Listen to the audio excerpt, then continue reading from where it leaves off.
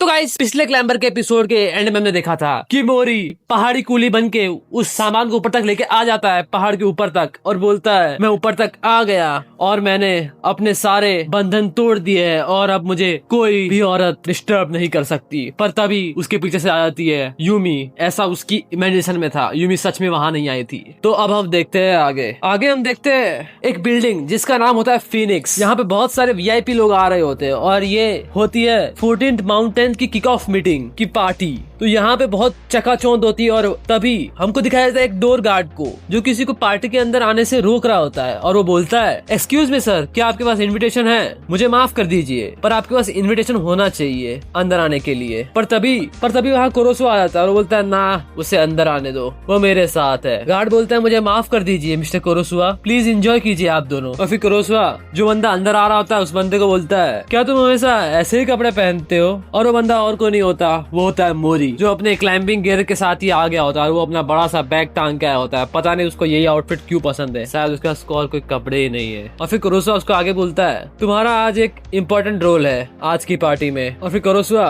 वहाँ पे साइड में सोफे पे बैठ जाता है और मोरी बेचारा खड़ा हुआ होता है। वो मोरी को बोलता है मुझे अब शांति मिली, मुझे नहीं लगा था तुम आओगे पर मैंने ये उम्मीद भी नहीं छोड़ी थी कि तुम आओगे। तो क्या चेंज आया तुम्हारे माइंड में? तुमने अचानक से कॉल किया और बोला तुम इन हो इस प्रोजेक्ट के अंदर। और फिर मोरी कुछ नहीं बोलता और उसके दिमाग में वही सब कचरा आने लग जाता है जो कचरा नहीं आना चाहिए। और वो बोलता है मुझे क्लाइंबिंग पर जाना ही होगा अपने माइंड को क्लियर करने के लिए। फिर कोरोसुआ उसकी तरफ देखता है और एकदम इविल स्माइल के साथ बोलता है क्यों, तुम्हारा दिल तोड़ दिया क्या किसी ने? मोरी बोलता है नहीं। कोरोसुआ बोलता है तो ठीक है, जब तुम प्रोजेक्ट को ज्वाइन कर लोगे तो सिर्फ माउंटेन्स ही रहेंगे तुम्हारे दिमाग में। और फिर कोरोसुआ और मोरी बात ही कर रहे होते हैं तभी वहाँ से निनोमिया गुजर रहा होता है और उसका असिस्टेंट उसे बोल रहा होता है इस तरफ प्लीज। और कोरोसुआ मोरी को बोलता है आज से ये तुम्हारा बॉस है तो हमें हाई बोलना पड़ेगा। और फिर कोरोसुआ निनोमिया को बोलता है मिस्टर निनोमिया ये है मोरी, हम इसे आगे देख रहे हैं। मोरी बेचारा अपनी गर्दन झुकाते हुए हेलो बोल रहा होता है पर निनोमिया उसका कुछ रिप्लाई नहीं देता और वो अपने सिर्फ एक हाथ ऊपर करके चले जाता है मोरी को इग्नोर करते हुए। मोरी को ये इंसल्ट शायद बिल्कुल पसंद नहीं आ रही होती, उस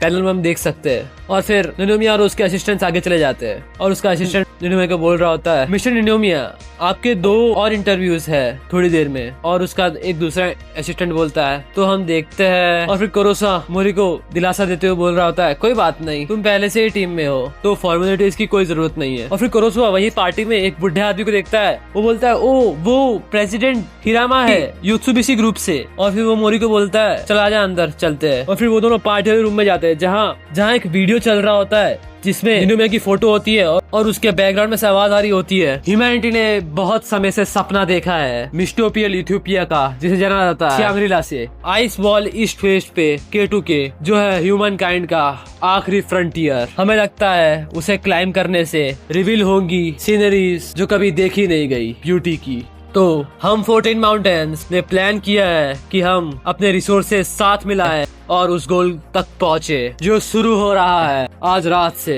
यह है K2 शंग्री-ला प्रोजेक्ट। और फिर कोरोसुआ मोरी को बोल रहा होता है निनोमिया हमेशा कुछ बड़ा करता है, इस तरह की चीजों के बहुत बड़ी फंडिंग लगती है तो ये सारे लोग इन्वेस्टर्स है। मैंने परछाइयों में बहुत वेट किया है, अब मेरी बारी है शाइन करने की। और वो एक बंदे के पास जाता है और बोलता है उस दिन के लिए शुक्रिया निशिमुरा, क्या तुमने मेरा आर्टिकल पढ़ा जो मैंने भेजा था तुम्हें? और फिर कोरोसुआ अपनी जान पहचान बनाने के लिए इस पार्टी में घुस जाता है। उसे लग रहा है वो भी फेमस हो जाएगा और वो भी कोई बड़ा आदमी बन जाएगा। और वो उस पार्टी के अंदर जाते हुए मोरी को बोल रहा होता है मिलते हैं मोरी, मजे करना। पर मोरी किसी को जानता नहीं कोरोसुआ के अलावा तो वो क्या ही मजे करेगा। वो उधर बस सबको देख रहा होता है और वहाँ पे कुछ लोग बात कर रहे होते हैं आपसे मिलके अच्छा लगा, किसी दिन डिनर करते हैं साथ में। और फिर मोरी उन लोग को देख ही रहा होता है तभी उसके पास एक स्टाफ का मेंबर आता है। वो बोलता है एक्सक्यूज मी, क्या आप बुंतारो मोरी हो? टीम शेड्यूल्ड है स्टेज पे जाने के लिए, जल्दी ही इसे पहन लो और वेट करो विंग में, सब वहीं जमा हो रहे हैं। और फिर मोरी देखता है विंग के अंदर जहाँ उसके जैसे ही काफी सारे क्लाइंबर्स वो कोट पहन के खड़े हुए जो वो स्टाफ मेंबर दे रहा था मोरी को। मोरी उनको देख के एकदम शॉक हो गया होता है और जैसे लाइट फ्लैश होती है हमको वापस जिस वीडियो टेप में बोला जा रहा होता है। तो 14 माउंटेन्स का इवेंट अब शुरू होता है। K2 शंग्री-ला प्रोजेक्ट शुरू होता है। अब हमारे चेयरमैन किचिकी मरुमा देंगे ओपनिंग कमेंट्स इस पर। और फिर देखते हैं निनोमिया तैयार हो रहा होता है स्टेज पे जाने के लिए। तभी उसे एक असिस्टेंट आके बोलता है वक्त होने वाला है मिस्टर निनोमिया। और फिर तभी उसको एक दूसरा असिस्टेंट आके बोलता है क्या मैं आपको एक क्वेश्चन पूछूं मिस्टर निनोमिया। निनोमिया बोलता है क्या है। वो असिस्टेंट बोलता है वक्त हो गया है असॉल्ट टीम को इंट्रोड्यूस करने का, पर एक मेंबर अभी तक नहीं आया है और बुंतारो मोरी वो गायब हो गया है। उसने एक नोट छोड़ा था हमारे स्टाफ को कि वो मिस करने वाला है बाकी का बचा हुआ इवेंट। निनोमिया बोलता है कोई बात नहीं, मुझे पहले से ही पता है उन दोनों की पर्सनैलिटीज के बारे में।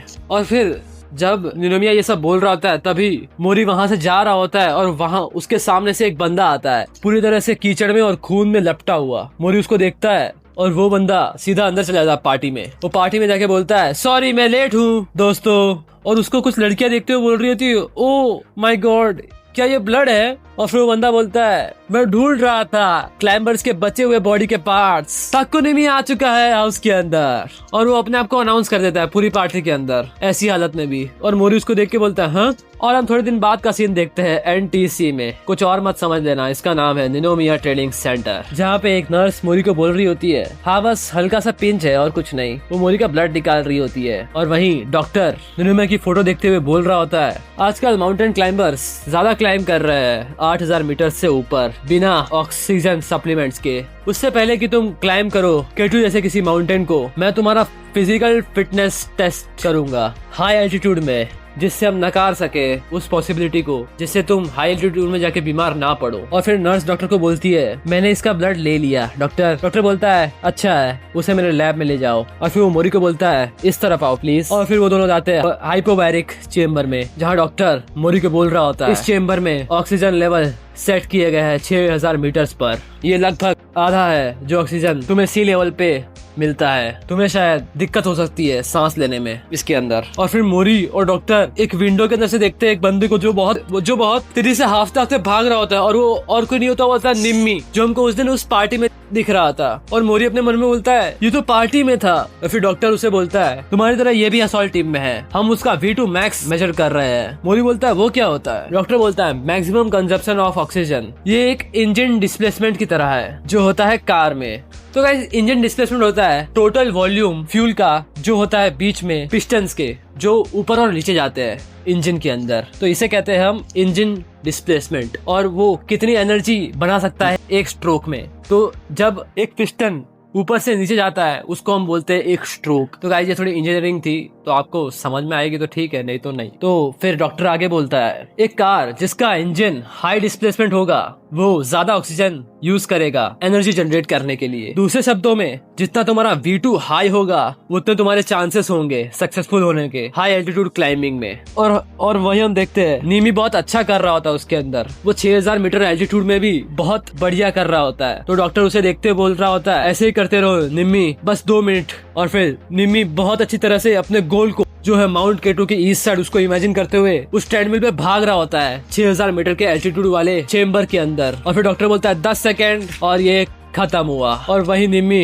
अपनी सांस छोड़ते हुए बोलता है हाँ आखिरकार ये खत्म हुआ। और फिर डॉक्टर उसे बोलता है बहुत बढ़िया ये है 64.8 मिलीमीटर, तुम्हें कुछ नहीं होगा 8000 मीटर्स पे बिना सप्लीमेंट ऑक्सीजन के। मोरी उसको देख के अपने मन में बोलता है वो। और फिर निम्मी अंदर से मोरी को देख रहा होता है और उसको एक स्माइल देता है। और डॉक्टर बोलता है मोरी को तुम अगले हो, मैं तुमसे अच्छे की उम्मीद करता हूँ। और फिर मोरी उस रूम का गेट खोलता है और उसके अंदर जा रहा होता है और अपने मन में बोल रहा होता है इस रूम के अंदर मैं 6000 मीटर ऊपर रहूंगा। और फिर वो जैसे ही उस रूम के अंदर जाता है उसे कुछ अलग फील नहीं होता है। तो वो बोलता है हाँ ये इतना बुरा नहीं है। और फिर निम्मी बोलता है बुंतारो मोरी है ना, तुमसे मिलके अच्छा लगा। मैं निम्मी ताकू हूँ और मैं 14 माउंटेन्स की असॉल्ट टीम में भी हूँ। और फिर मोरी जैसे ही बेचारा हेलो बोलने जा रहा होता है उसकी सांस अटक जाती है। वो सांस नहीं ले पा रहा होता है। वो अपने मन में बोलता है क्या मैं सांस नहीं ले पा रहा। और फिर निम्मी उसको देखकर डिसअपॉइंटेड हो जाता है और वो बोलता है निनोमिया ने तुम्हें चुना था ना इस टीम के लिए। मैंने इस प्रोजेक्ट के बारे में 1 साल पहले से सीख लिया और मैंने सारे टेस्ट पास किए इस टीम में ज्वाइन करने के लिए। ईस्ट फेस K2 का सब कुछ है मेरे लिए।